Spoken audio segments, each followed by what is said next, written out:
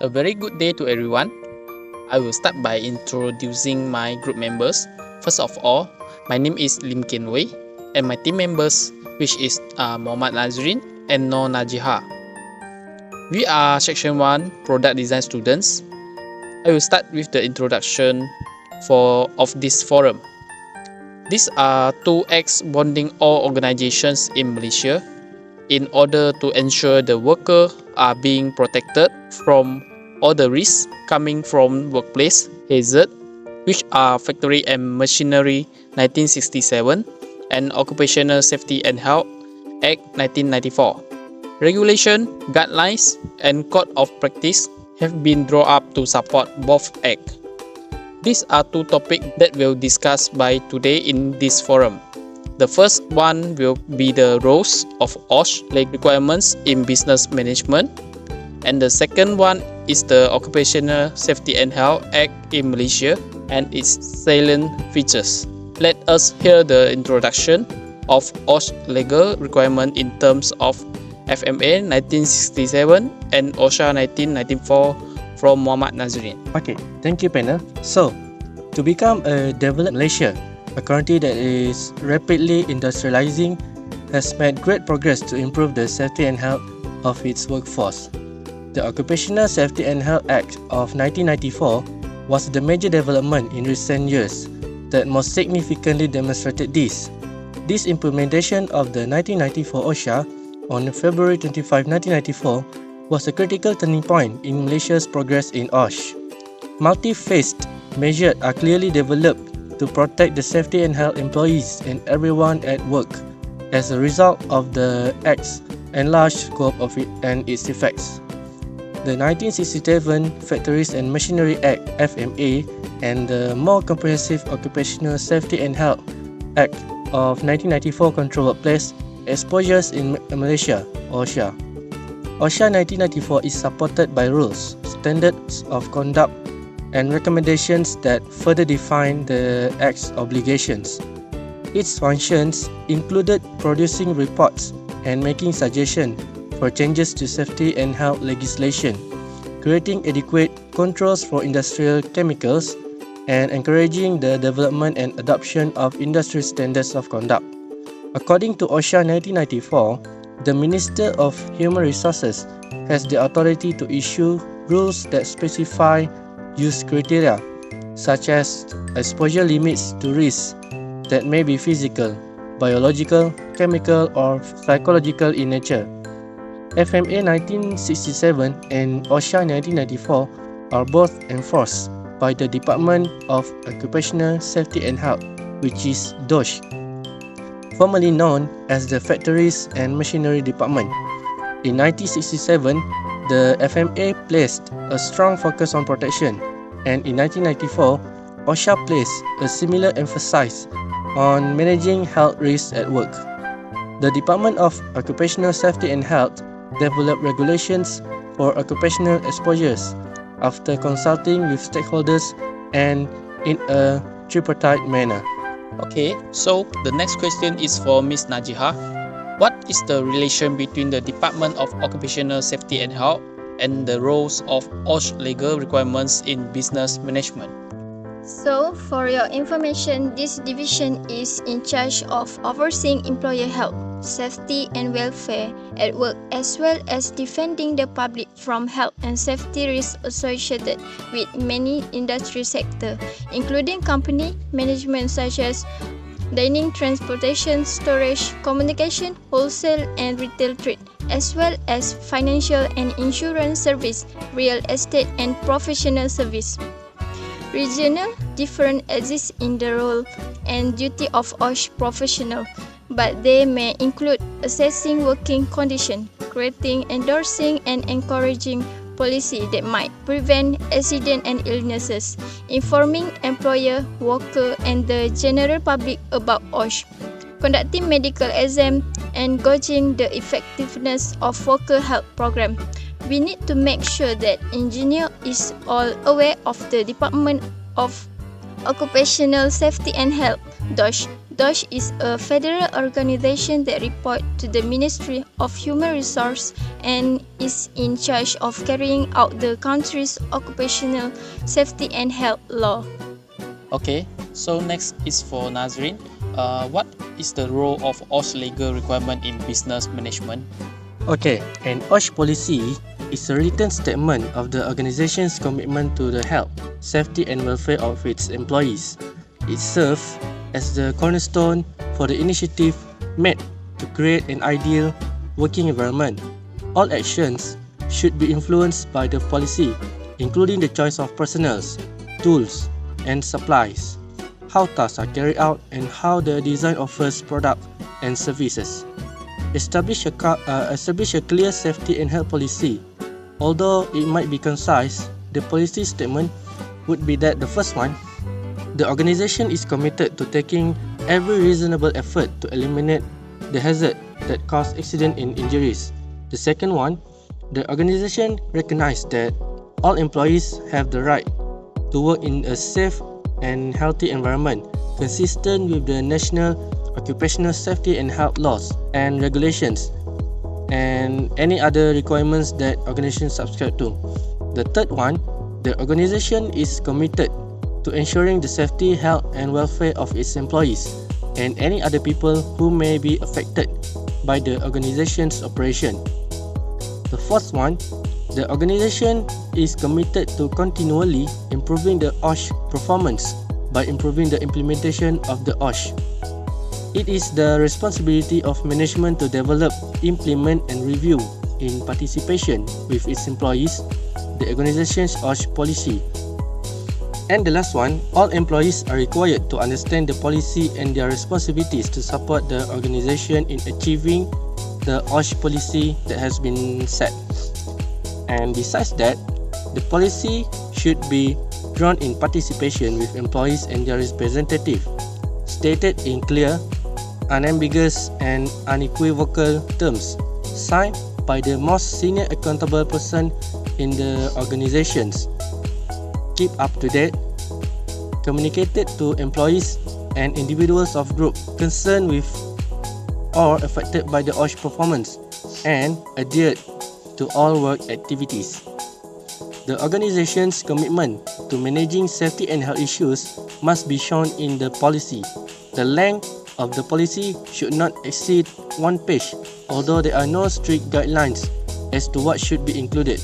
The policy should be approved by the organization's highest ranking responsible individual. It needs in concur. In addition, workplace safety and health, including adherence to national law and regulation and practice regarding OSH needs, the employer is accountable for it and has an obligation to do so. An employer's policy is to ensure the safety and health of its workers, and it has dedicated resources and personnel to fulfill this desire and is committed to ensuring worker participation to achieve this. The OSH manager is responsible for providing a safe workplace, and management hold him or her accountable for doing so. Worker has been informed of this. Attending training session improve the competency of the OSH manager. If the employer utilize chemical good in the production process and risk analysis has been done on their usage, risk manager measure should be in place to guarantee that safe work practice can be followed. Action plan has been created to improve the control and help lower the risk. The on-site maintenance crew perform scheduled preventive maintenance to make sure the risk-reducing control are operating as intended and to minimize the requirement for breakdown maintenance. Decisions were taken to modify the usage of some of the chemical and replace the existing extraction system as a result of a management evaluation of the process and conversation with employees. This improved the control measure. Do you know more about the roles of OSH legal requirement in business management? Of course. So, OSH laws establish rules and requirements that employers, workers and other work site parties must follow to keep work sites healthy and safe. OSH officers have the authority to monitor and enforce the legislation in a number of ways, including conducting inspection and investigations, issuing orders, writing tickets, and issuing administrative penalties. Now, OSH is regulated by law. It is the employer's responsibility to give their workers essential care.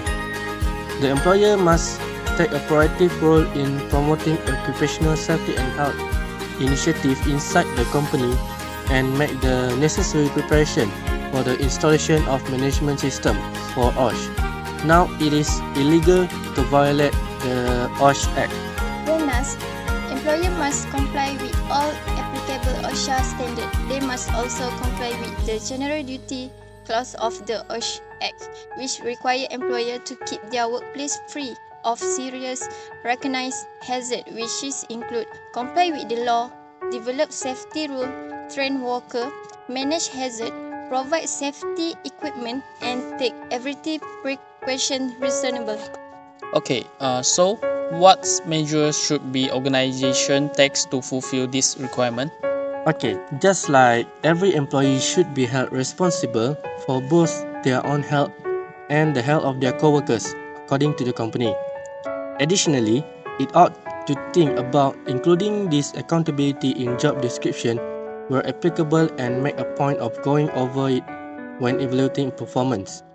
All personnel should be physically fit, knowledgeable, and have the requisite mental abilities such as knowledge competence.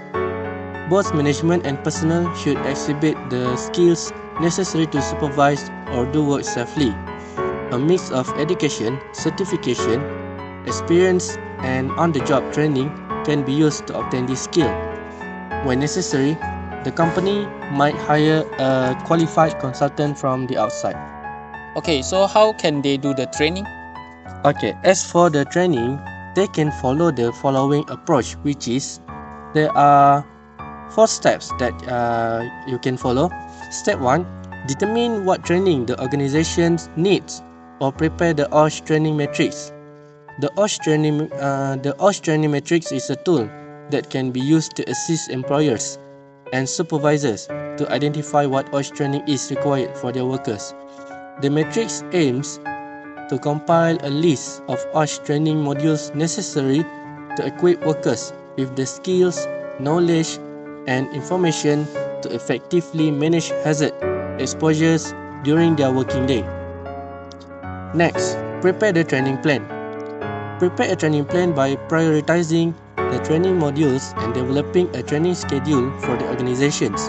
It is recommended that the legislation and hazard management training modules are delivered first. The other modules listed within the OSH training matrix can be delivered in an order appropriate to the worker's need. The third one, deliver the training. Once the plan is developed, train the workers in accordance with the training plan and schedule. This may require developing training modules for the topic covered within the worker-specific elements. Must ensure that the information is easy to understand and try using a variety of training methods to deliver the message. Also, ensure that the trainer has enough time to prepare the resources and venue. Competency training should be conducted by a competent person.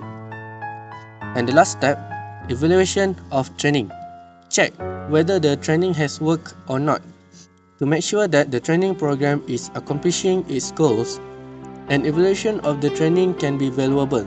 Training should have as one of its critical components a method of measuring the effectiveness of the training. A plan for evaluating the training sessions, either written or thought up by the employer, should be developed when the course objective and content are developed. It should not be delayed until the training has been completed.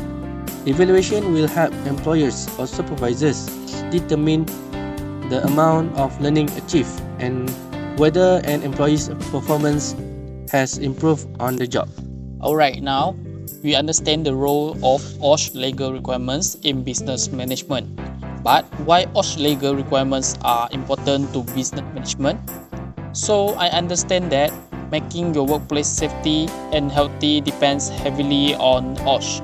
OSH is crucial in identifying companies that are not dedicated to safety, in addition to provide the tools and advice needed to move toward an injury and illness-free workplace.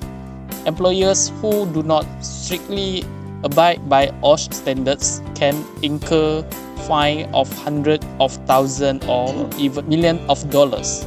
Exactly, Lim. The function of occupational safety and health is critical to the success of any firm. All enterprises that employ people or use machines must obey to OSH rules. I'm also looking into small enterprises.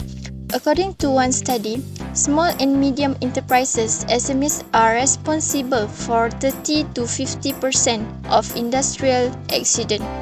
In many ways, SMEs and huge international corporations are extremely different. This discrepancy has a significant impact on OSH implementation, raising a number of challenges. The Occupational Safety and Health Act (OSHA) of 1994 is the governing act in the country that controls occupational safety procedure.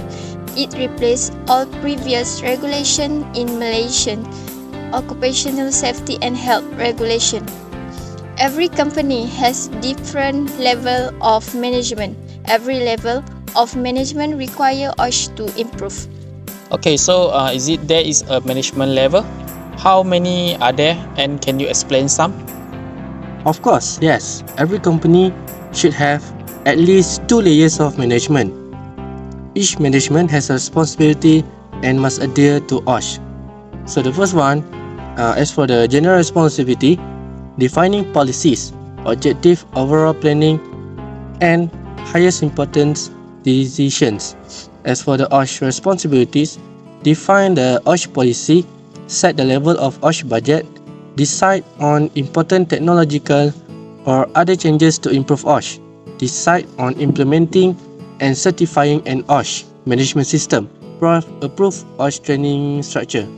The next one, as for the general responsibility, coordinate and supervise workers, advise, propose promotions, ensure work discipline, report to superiors. And as for the OSH responsibilities, train and supervise workers, reinforce OSH rules, participate in risk assessment, advise on good practice, report OSH performance and problems, produce and maintain required records. Besides that, there are few main tasks undertaken by OSH practitioner: rate processor, procedure, criteria, requirement, and strategies to achieve the best possible management of risk and exposure that can cause harm to people, property, or the environment. Next, to increase the importance of safety processes, apply good business practice and economic principle to make optimal use of resources. Next is encourage other corporate members to contribute by exchanging ideas and other techniques to ensure that everyone in the organization has OSH knowledge and functional role in the development and execution of safety procedure. Services, outcome, method, equipment, workstation, and processes are evaluated using qualitative and quantitative methodologies to identify hazard and measure associated risks. Last, examine all possibilities, efficiency, trust, and cost in order to achieve the greatest result for the company in question. Okay, so why does the OSH Act matter? Okay, the OSH Act ensures that our country's labor market is safe, healthy, and productive. The Act affects everyone, from business to employees to OSH specialists. So here's a look why it should matter for each of these groups. The first one is for the employers. You have a responsibility to protect your employees' well-being, which is their self and their families rely on you to keep them safe at work. Your company's productivity is dependent on a safe and healthy work environment. Lack of compliance with the Act might cause significant harm to your company's reputation.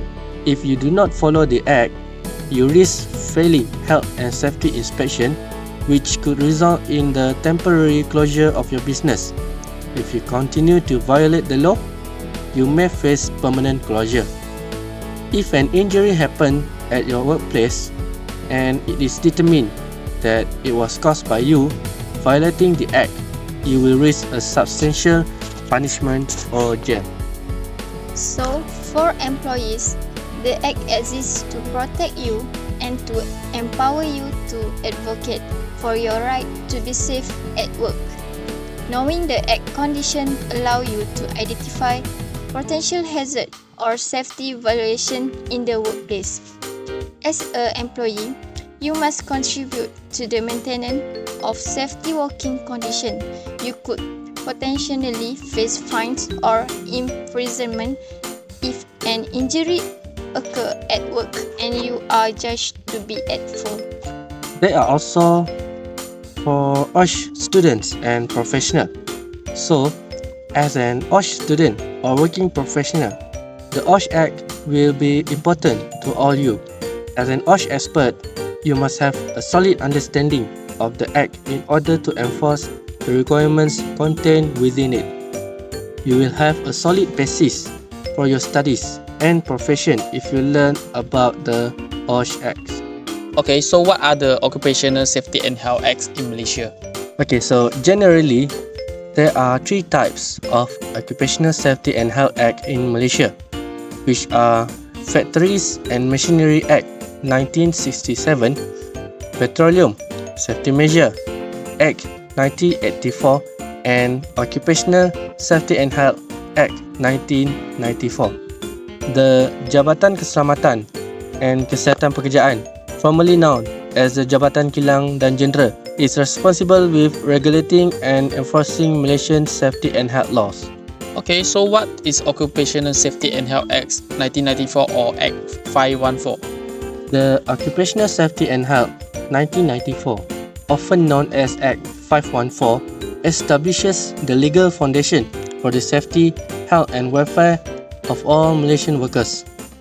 The principle is to prevent and protect workers from dangers and risks associated with their work activities.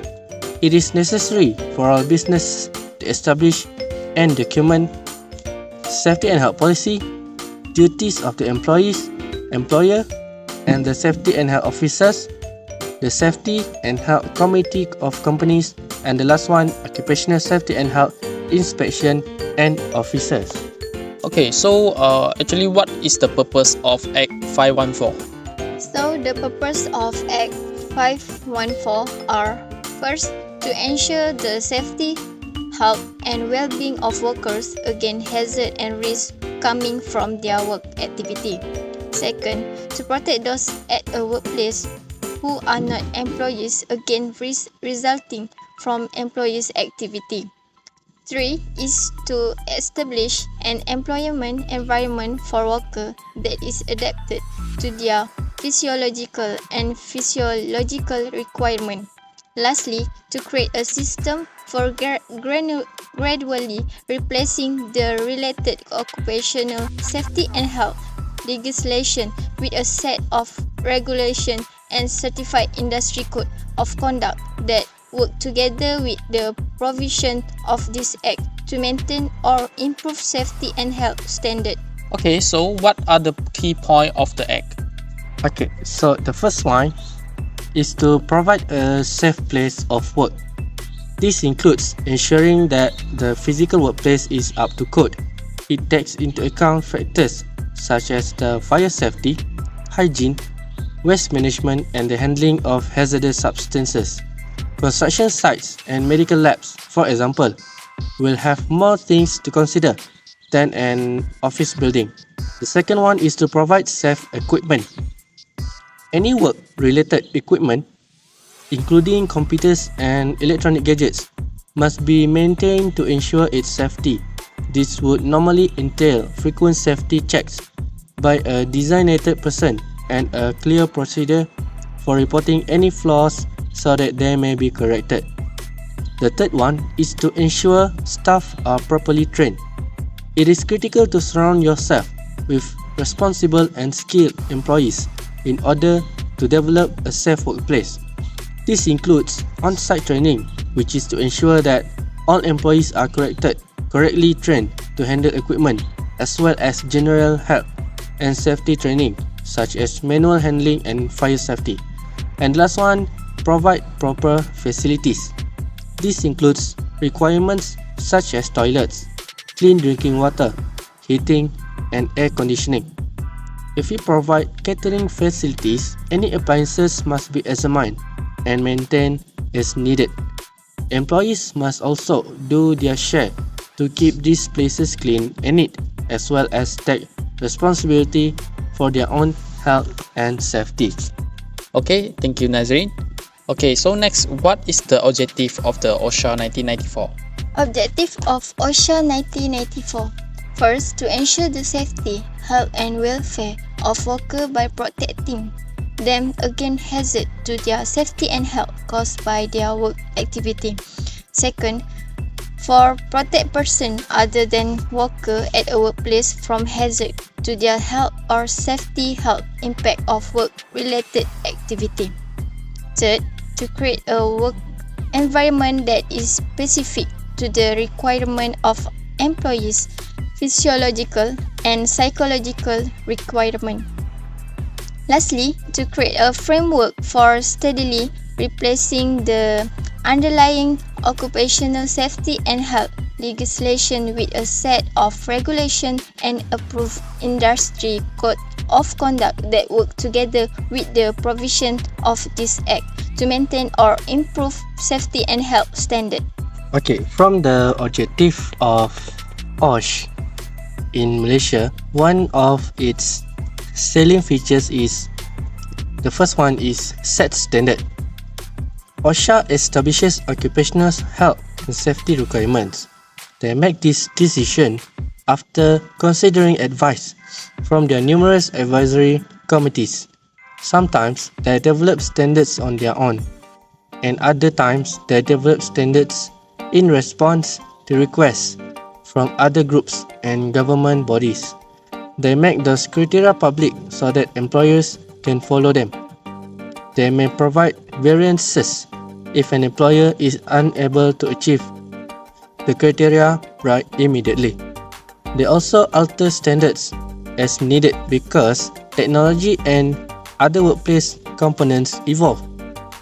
They can also impose penalties on workplaces that violate the rule.